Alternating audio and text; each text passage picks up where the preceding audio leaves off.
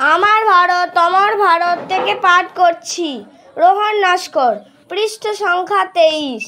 এই জন্য ভারতে যে কোনো সংস্কার বা উন্নতির চেষ্টা করা হোক, প্রথমত ধর্মের উন্নতি প্রয়োজন। ভারতকে সামাজিক বা রাজনীতিকভাবে প্লাবিত করার আগে প্রথমে আধ্যাত্মিকভাবে প্লাবিত করো। জয় স্বামীজি। স্বামীজির আমার ভারত অমর ভারত থেকে পাঠ করছি পৃষ্ঠা সংখ্যা 13। স্মৃতি মাইতি। পৌরোহিত্যই ভারতের সর্বনাশের মূল।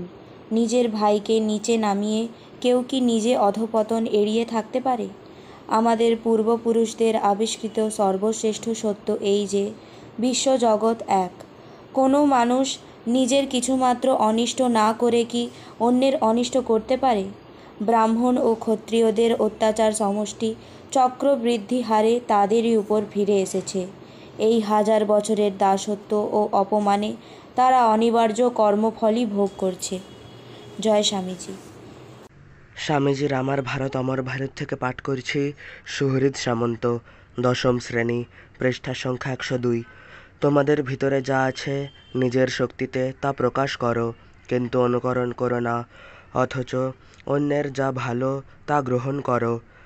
আমাদের অন্যের কাছে শিখতে হবে। অবশ্যই অন্যের কাছ থেকে আমাদের অনেক কিছু শেখার আছে। যে শিখতে চায় না সে তো আগেই মরেছে। জয় স্বামীজি। স্বামীজির আমার ভারত অমর ভারত থেকে পাঠ করছি শমিকা দাস, 8ম শ্রেণী, পৃষ্ঠা সংখ্যা 62।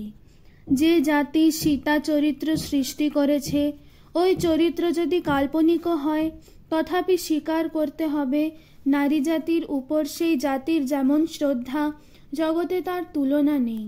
জয় স্বামীজি।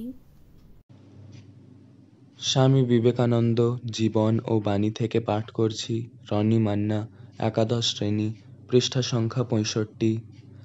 আমার আদর্শকে বস্তুত অতি সংক্ষেপে প্রকাশ করা চলে, আর তা এই: মানুষের কাছে তার অন্তর্নিহিত দেবত্বের বাণী প্রচার করতে হবে এবং সর্বকার্যে সেই দেবত্ব বিকাশের পন্থা নির্ধারণ করে দিতে হবে। জয় স্বামীজি। স্বামীজির আমার ভারত অমর ভারত থেকে পাঠ করছি অঙ্কুশ্রী শাসমল, 10ম শ্রেণী, পৃষ্ঠা সংখ্যা 24। বর্তমান হিন্দু সমাজ তৈরি শুধু আধ্যাত্মিক মানুষদের জন্য। অন্য সবাইকেই এই সমাজ নির্দয়ভাবে মেরে ফেলে। তা হবে কেন? যারা সাংসারিক অসার বিষয় একটু আদ্রু ভোগ করতে চায় তারা কোথায় যাবে? আমাদের ধর্ম যেমন উত্তম, মধ্যম, অধম সব রকম অধিকারীকেই গ্রহণ করে থাকে, আমাদের সমাজেরও উচিত উচ্চ নীচ ভাবাপন্ন সকলকে গ্রহণ করা। এর উপায় প্রথমে আমাদেরকে ধর্মের প্রকৃত তত্ত্ব বুঝতে হবে, পরে সামাজিক বিষয়ে তাকে লাগাতে হবে। ধীরে কিন্তু নিশ্চিতভাবে এই কাজ করতে হবে। জয় স্বামীজি।